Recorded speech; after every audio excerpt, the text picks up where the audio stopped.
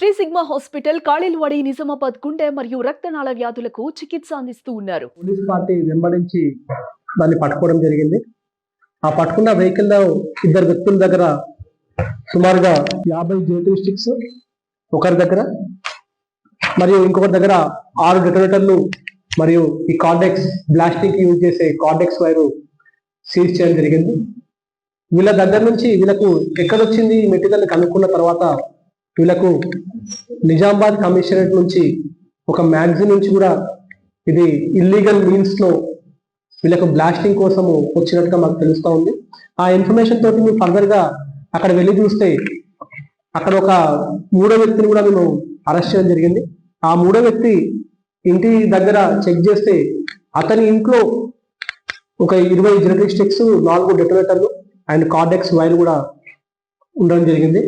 అతన్ని తీసుకొని మేము ఆ మ్యాగజైన్ దగ్గరికి వెళ్ళి చెక్ చేస్తే ఆ మ్యాగజైన్ లో మాకు కొన్ని లాగ్ బుక్స్ దొరికాయి. లాగ్ బుక్స్ కూడా కంప్లీట్ ఇంప్రాపర్ షేప్ లో ఉన్నాయి. సో ఎంత మెటీరియల్ ఉంది, ఎంత మెటీరియల్ బయటకు పోయిందో కూడా క్లియర్ గా వాళ్ళు కూడా తెలియని పరిస్థితి ఉంది.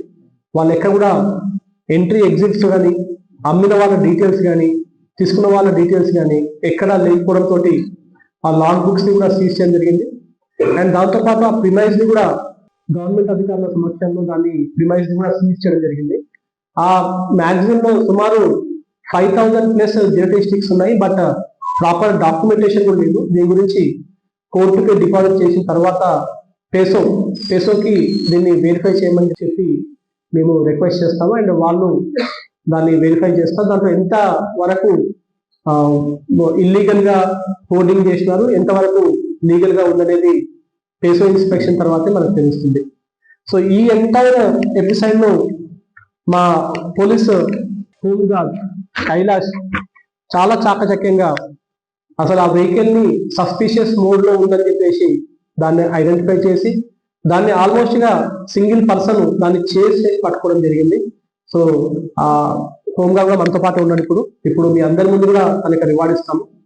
పబ్లిక్ కూడా రిక్వెస్ట్ చేస్తా ఉన్నాము. చాలా మంది కూడా ఈ బ్లాస్టింగ్ మెటీరియల్ ని కూడా ఇల్లీగల్ మీన్స్ కానీ స్టోన్ బ్రేకింగ్ కానీ యూజ్ చేయడానికి లేదు. లైసెన్స్ అప్టైన్ చేసుకున్న పర్సన్ ప్రాపర్ ప్రికాషన్స్ తీసుకున్న తర్వాతనే వీటిని బ్లాస్టింగ్ చేయడానికి అవకాశం ఉంటుంది. అండ్ ఈవెన్ ఈ మ్యాగజైన్ నుంచి కూడా ఎవరైనా సరే దాన్ని పర్చేస్ చేయాలంటే కూడా ఒక ప్రాపర్ ప్రొసీజర్ ఉంది. దాంట్లో ఆన్లైన్ లో రిక్వెస్ట్ జనరేట్ చేయడం అండ్ అక్కడ నుంచి ప్రతి మూమెంట్ కూడా ఈ బ్లాస్టింగ్ మెటీరియల్ ది ట్రాక్ అవుతుంది పేసో నుంచి. కానీ కొంతమంది కొంత డబ్బు ఈజీగా జనరేట్ చేసే ఉద్దేశంతో దీన్ని ఇల్లీగల్ గా మిగతా వాళ్ళకి అమ్మడము, దాన్ని ప్రాపర్ గా ప్రికాషన్స్ లేకుండా దాన్ని వాడితే ప్రాణ నష్టం అండ్ ఆస్తి నష్టం జరిగే అవకాశం కూడా ఉంది. కాబట్టి దీని గురించి ప్రతి ఒక్క రిక్వెస్ట్ చేస్తున్నాము. Explosives and explosive substance act చాలా స్ట్రింజెంట్ యాక్ట్ నుంచి కానీ వీటి వల్ల మన డెత్ ని జరగకుండా మనము కాపాడే ప్రయత్నం చేద్దాము. ఈ డేటా మనకి బైఫర్కేషన్ లేదు దీనివల్ల ఎంతమంది అయిందని చెప్పేసి. బట్ ఓవరాల్ గా ప్రైవేట్ ఫైనాన్స్ కానీ ఫినాన్షియల్ టెన్షన్స్ వల్ల ఎవరు చనిపోవద్దు, ఎందుకంటే there is a way out. So దీని గురించి కూడా ట్రై చేస్తున్నాము.